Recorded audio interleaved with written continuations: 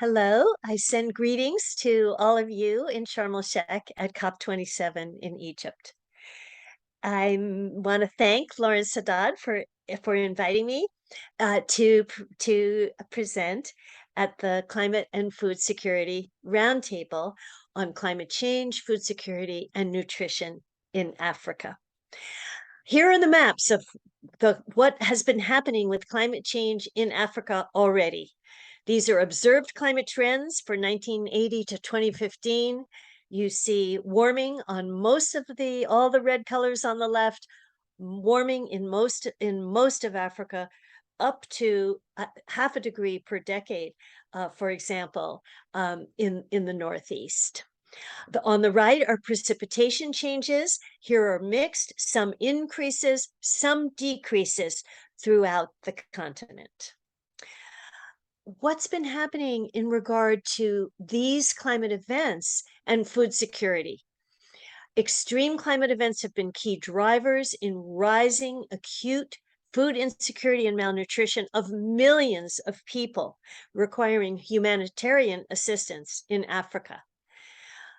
Between 2015 and 2019, an estimated 45 million people in the Horn of Africa and 62 million people in Eastern and Southern Africa required humanitarian assistance.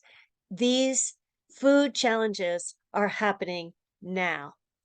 And we always focus on children and pregnant women who experience disproportionately greater adverse health and nutrition impacts. The map at the right is showing the climate impacts on human and natural systems and how widespread they are across Africa and how they are attributable to human-caused climate change. But let's now look at the links to malnutrition. Here are the observations of what's been happening now, and all of you I know in your own countries know these things very directly. That Africa has experienced the greatest impacts of climate change on acute food security and malnutrition. Undernutrition has now been strongly linked to hot climates, for example, in Burkina Faso, with impacts on children under 5 years old.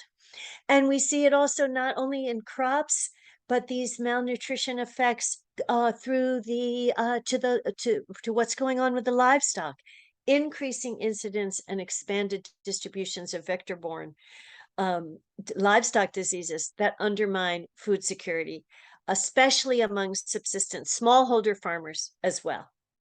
So how do we go forward from this? And I know the roundtable will be really focusing on how to move forward.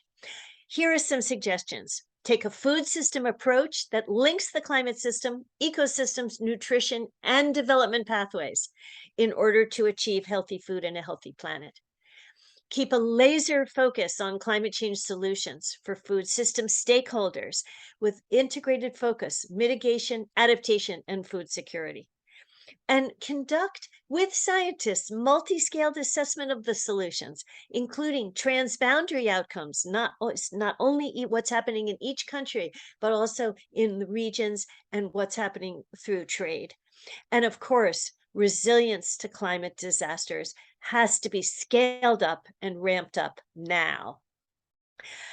A quick example of a multi-scale regional assessment for AgMIP in West Africa. And these are the findings that you see the climate projections on the map behind the results.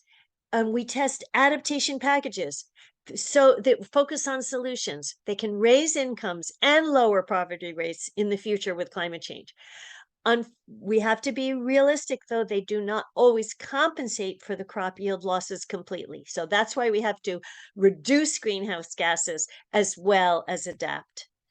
And finally, this is my last thought, which is to link, and I know that there are ministers of agriculture in the audience, to link work on the Global Nutrition Report and Nutrition Accountability Framework with the UN FCCC nationally determined contributions, which are, of course, a major focus at COP.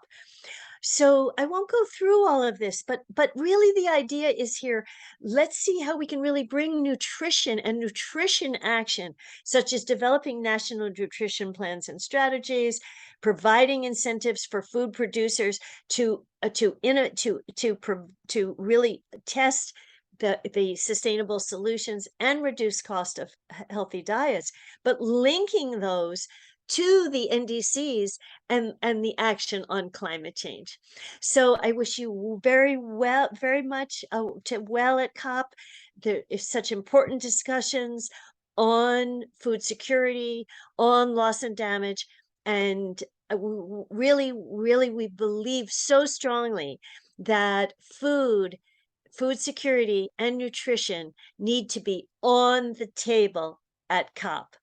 Thank you very much.